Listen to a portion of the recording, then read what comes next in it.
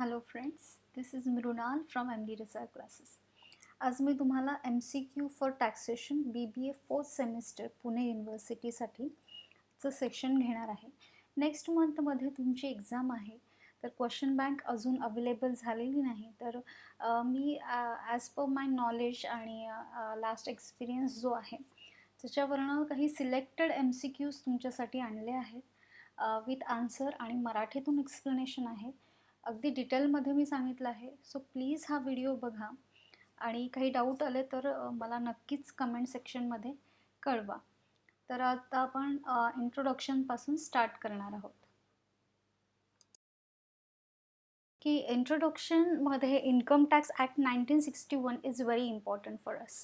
The income tax is a tax on income charge by central government. Income Tax Act is 1961 which came into force from 1st April 1962. म्हणजे income tax act जो आहे तो 1961चा जरी असला तरी तो 1962मध्ये actual application brought into फोर्समध्ये आला. CBDT, Central Board of Direct Tax, see on the screen. It is the main authority to control the direct taxes. Okay. Finance Act pass every year, usually on 1st February, which is popularly known as budget. हे जे budget आहे आपले finance minister जे असतात ते दरवर्षी पार्लिमेंटमध्ये जाऊन सादर करतात. ओके. आणि yes, India is a agricultural land, so agricultural income in India is not at all taxable. म्हणजे त्याच्यावर टॅक्स बसत नाही. Important definitions to income tax, related to income tax. First one is assessee. Assessee means any person who is liable to pay the tax. म्हणजे ज्याला जो कर भरण्यासाठी पात्र असतो त्या अशा प्रत्येक व्यक्तीला असेसी असं म्हणतात. त्याच्या सेक्शन लक्षात ठेवा, सेक्शन 27मध्ये त्याची डेफिनेशन डिटेलमध्ये दिलेली आहे. Second is previous year. Previous year म्हणजे लास्ट इयर आपण म्हणू शकतो, year of earning. Whatever we earn in a last year, जे फायनान्शियल इयर आहे त्यात जे काही अर्न करतो त्याचा असेसमेंट इयर म्हणजे करंट इयरमध्ये असेसमेंट केलं जातं इन्कमचं आणि तुम्हाला टॅक्स किती लागला हे डिसाईड केलं जातं. तर प्रिव्हियस इयर आणि असेसमेंट इयर हे अतिशय इम्पॉर्टंट पॉईंट आहे टॅक्स कॅल्क्युलेशन साठी. So you should know about the previous year and assessment year. Person, yes, according to us individual is only kind of person, okay, but according to income tax act there are 8 types of persons. इथे मी list दिलेली आहे. Individual, HUF चा full form आहे Hindu undivided family. A company, a firm, AOP, BOI. AOP, association of person, body of individual, local authority and every artificial juridical person are the 8 type of person according to Income Tax Act. Residential status. What is mean by residential status? म्हणजे तुमचं भारतातलं असलेलं नागरिकत्व. That is main important basis of charging tax. जर तुम्ही मागच्या वर्षात previous इयरमध्ये जर भारताचे नागरिक आहात किंवा नाही आहात त्याच्यावरनं तुमचं इन्कम बाकी टॅक्सेबल होतं की नाही हे ठरवलं जातं. म्हणून रेसिडेन्शियल स्टेटस सगळ्यात पहिले चेक केलं जातं. त्यानंतर एक्झम्प्टेड इन्कम. सेक्शन 10मध्ये मोर दॅन 50 असे इन्कम दिलेले आहे ज्याच्यावर टॅक्स बसतच नाही. त्यातलं एक आहे ॲग्रिकल्चरल इन्कम आणि खूप सारी मोठी लिस्ट आहे. बुकमध्ये ती लिस्ट दिलेली असेल, प्लीज ती वाचून घ्या, बघून घ्या, कारण एक्झम्प्टेड इन्कम हा अतिशय इम्पॉर्टंट पॉईंट आहे MCQ साठीचं. नेक्स्ट,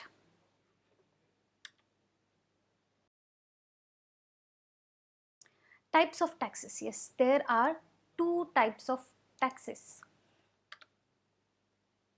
कुठले कुठले आहेत? डायरेक्ट आणि indirect. Okay, there are 2 types of taxes, direct tax and indirect tax. So direct टॅक्सचं एक्झाम्पल जे आहे ते आहे इन्कम टॅक्स आणि wealth tax. These are the 2 taxes which are direct, म्हणजे आपण त्याचं डायरेक्ट व्हॅल्युएशन होतं आणि आपण टॅक्स पे करतो. इनडायरेक्ट म्हणजे आपल्याकडनं इनडायरेक्टली कलेक्ट केलं जातं.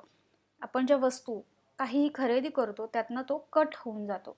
त्याचं एक्झाम्पल आहे GST. पूर्वी वॅट, सेल्स टॅक्स आणि भरपूर वेगवेगळ्या प्रकारचे इनडायरेक्ट टॅक्सेस लागायचे, पण आता तसं नाही आहे. आता फक्त GST हा एकमेव इनडायरेक्ट टॅक्स चार्ज केला जातो. So this is all about the theory matters. Okay, खूप सारी अजून डिटेलमध्ये थिअरी आहे, आपण फक्त बेसिक घेतलं आहे. आता आपण MCQ स्टार्ट करूयात. MCQ first. Question number first, yes. According to the Constitution of India, income tax is dash dash subject. So according to Constitution of India, income tax is a central subject. Okay, select option number C. Question 2. The Income Tax Act 1961 has brought into force with effect from. तर act जरी 1961चा असला तरी तो केव्हापासून आला? 1962 मध्ये आलेला आहे. सो इथे आपण आन्सर C सिलेक्ट करणार.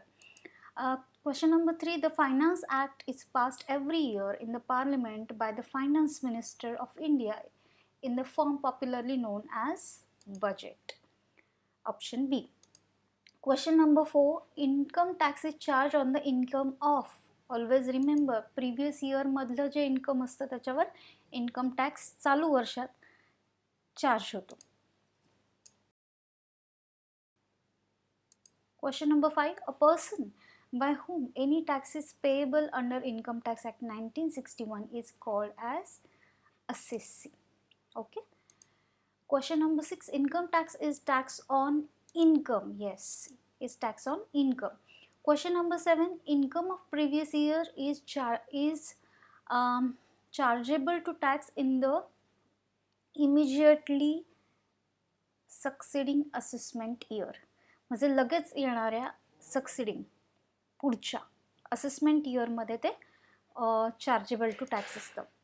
GTIचा full form, GTI stands for gross total income.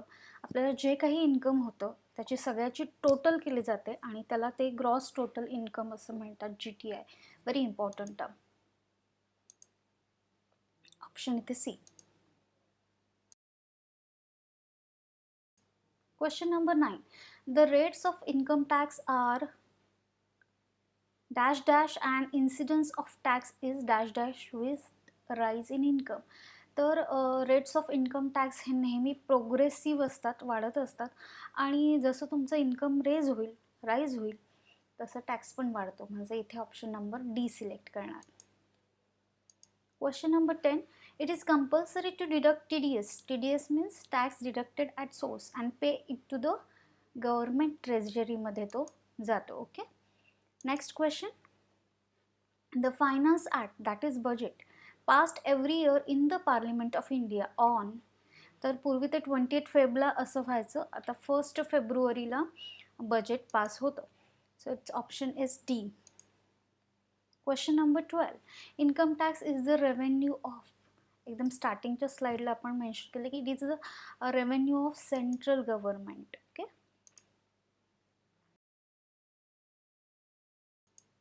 Question 13. The income tax on all types of incomes other than which income? Agricultural income is charged and collected by central government. कारण agricultural इन्कमवर tax बसत नाही, म्हणून agricultural income सोडून बाकी सगळे income त्याच्यावर tax collect केला जातो. ऑप्शन C इथे सिलेक्ट करूया. Question number 14. Income tax applies to the whole of India including Jammu and Kashmir. Okay. Which of the following is the example of direct tax. Direct टॅक्सचे 2 examples आहेत, एक income tax आणि दुसरा wealth tax. So option A. Question number 16. The dash dash has the power of administration, supervision and control in the area of direct taxes. So it is CBDT, Central Board of Direct Tax. Remember this point. Question number 17. What is the full form of CBDT? It's Central Board of Direct Tax. Read the options carefully and select the proper one. Okay, here we will going to select C. Question number 18. The Income Tax Act was introduced in India by James Wilson, who was the first British finance minister in the year. Yes, कधी आणलं त्यांनी, तर तो 1860 मध्ये आणलं इंडियामध्ये. Income tax is a It is direct tax. The income tax passed in India after independence in the year 1961. The Finance Act 2020 gives income tax rate for assessment year. तर 2020 मध्ये जो फायनान्स ॲक्ट पास झाला immediately म्हणजे 21-22 साठी त्याचं application होतं. Question number 22. An individual whose income is not more than 10 lakhs. तर ज्याचं 10 lakhsपेक्षा कमी आहे किंवा 50 लाखांपेक्षा कमी आहे, he is eligible to file in ITR 1. Okay. हां, नेक्स्ट आहे question number 23. For the year 2020-21 tax exemption limit is. तर टॅक्स एक्झम्पशन लिमिट म्हणजे काय असतं की तुम्ही किती अमाऊंटपर्यंत तुम्हाला टॅक्स बसतच नाही, किती इन्कमपर्यंत तुम्हाला टॅक्स बसत नाही. तर आता ह्या वर्षीचं जे आहे 2.5 लाखांपर्यंत तुम्हाला टॅक्स बसत नाही. 2.5 लाख तुमचे जे आहेत ते एक्झम्प्टेड फ्रॉम टॅक्स आहेत. सो इथे आपण ऑप्शन बी सिलेक्ट करूयात. Question number 24. Which of the following does not include in the definition of person according to section 231. आपण फर्स्ट स्लाइडवर 8 टाइप ऑफ पर्सन बघितले, तर त्याची लिस्ट बघून घ्या. You will get to know the answer of this की HUF, a company, association of person and body of individual, all are the parts of persons according to Income Tax Act under the section 231. So here we are going to select the option E. Question number 25. List of the exempted income including agricultural income falls under the section of income tax. Which section? तर जे under section 10 आहे income tax act 1961चं, त्याच्यात 50 above incomes असे दिले आहे. Told you earlier की असे income आहे ज्याच्यावर टॅक्स बसत नाही, तर त्याचं सेक्शन लक्षात ठेवा. अंडर सेक्शन 10 एक्झम्प्टेड इन्कमची लिस्ट आहे. 26. Which of the following income are chargeable to tax under the Income Tax Act? Income from salary, income from house property, business profession, all of this. तर हे तीनही जे income आहे त्या तिघांवरही tax बसतो. So इथे आपण all of this option select करूया.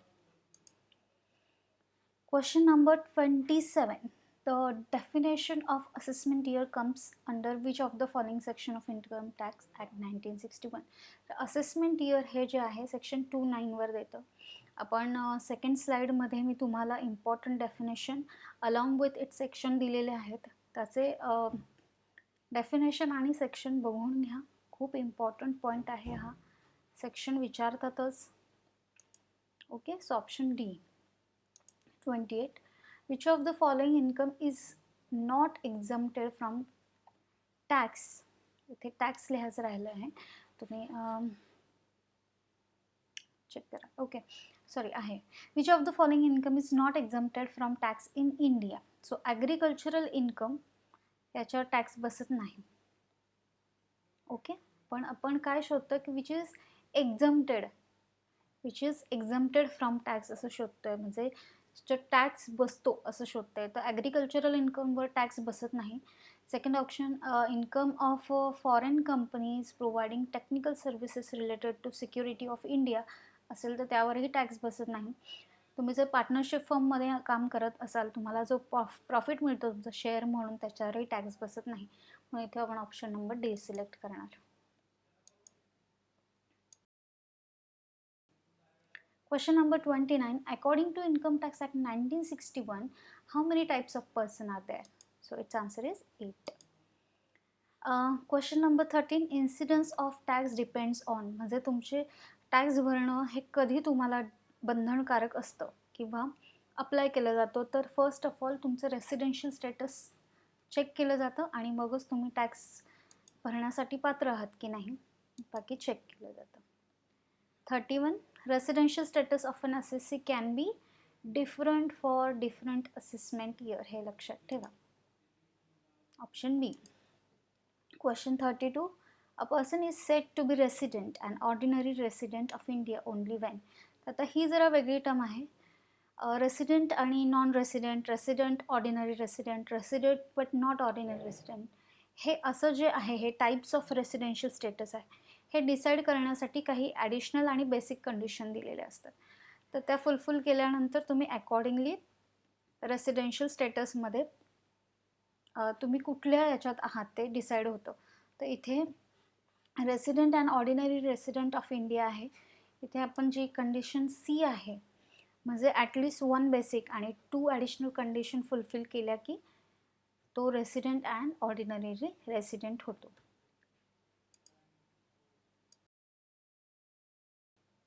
Question 33. Income of educational institute like SPPUs, Savitribai Phule university, आपण ज्या युनिव्हर्सिटीमध्ये शिकत आहोत ती. तर अशा एज्युकेशनल इन्स्टिट्यूट असतात ज्यांचं मेन उद्देश समाजाला सेवा किंवा ज्ञान देणं आहे आणि प्रॉफिट मेकिंग असं काही उद्देश नसेल. अशा एज्युकेशनल इन्स्टिट्यूट ज्या आहेत त्यांचं इन्कम एक्झाम्प्टेड फ्रॉम टॅक्स असतं. Option A. Question number 34. Income not received or not deemed to be received in India is foreign income. 35. Find the residential status of Mr. Ram. He was in India in the previous year for more than 8 months. एवढीच information आहे की mister Ram हा मागच्या वर्षी 8 महिन्यांपेक्षा जास्त राहिला आहे. त्याच्याशिवाय आणखी काही इन्फॉर्मेशन नाही आहे. तर इथे आपण मग फक्त मागच्या वर्षात 8 महिने असेल तर आपण तिथे नॉन रेसिडेंट ऑफ इंडिया म्हणून डिक्लेअर करणार. त्याच्यानंतर क्वेश्चन नंबर 36 बघा की from the GTI gross total income as reduced by the amount permissible as deduction under section 80C to 80U is called. म्हणजे तुम्ही जे GTI ग्रॉस टोटल इन्कम काढता त्याच्यानंतर तुमचे जे सेविंग आहे 80C to 80U मध्ये त्या मायनस करता त्याच्यानंतर येणाऱ्या इन्कमला काय म्हणतात. तर ते लक्षात ठेवा की ते नेट टोटल इन्कम नसून इट्स टोटल इन्कम. ओके, ज्याच्यावर टॅक्स बसतो. Question number 37. The term HUF stands for. HUFचा फुल फॉर्म आहे Hindu undivided family. Option C. Question number 38. AOP is the abbreviation for. AOP आहे association of person. Okay, option A. Question number 39. AOP should consist of. Association of पर्सनमध्ये individual आणि वेगवेगळे टाईप्सचे person हे दोन्ही येतात. म्हणजे आपण ऑप्शन ए आणि बी ह्या दोघंही इथे आहेत. So we will going to select option number C, both of the above. And the last question is body of individual consist of. Body of इंडिव्हिज्युअलमध्ये काय असतं. बॉडी ऑफ इंडिव्हिज्युअल जे आहे individuals only. Okay, so this is the answer. This is all about the some basic and important question related to your taxation subject. So हा जो video आहे तुम्ही पुन्हा पुन्हा बघा. खूप इम्पॉर्टंट MCQs मी दिलेले आहेत तुम्हाला. नोटबुकमध्ये लिहून काढा आणि काही डाऊट असेल तुम्हाला अजून काही क्वेश्चन्स आणि इन्फॉर्मेशन हवी असेल तर प्लीज मला कमेंट बॉक्समध्ये कळवा. आणि हा व्हिडिओ जर तुम्हाला चांगला वाटला असेल तर प्लीज तुमच्या फ्रेंड्सना सुद्धा हा जास्तीत जास्त शेअर करा आणि पुढच्या अपडेट्स मिळवण्यासाठी आपल्या चॅनलला सबस्क्राईब करा. Okay, thank you so much. पुन्हा भेटूया.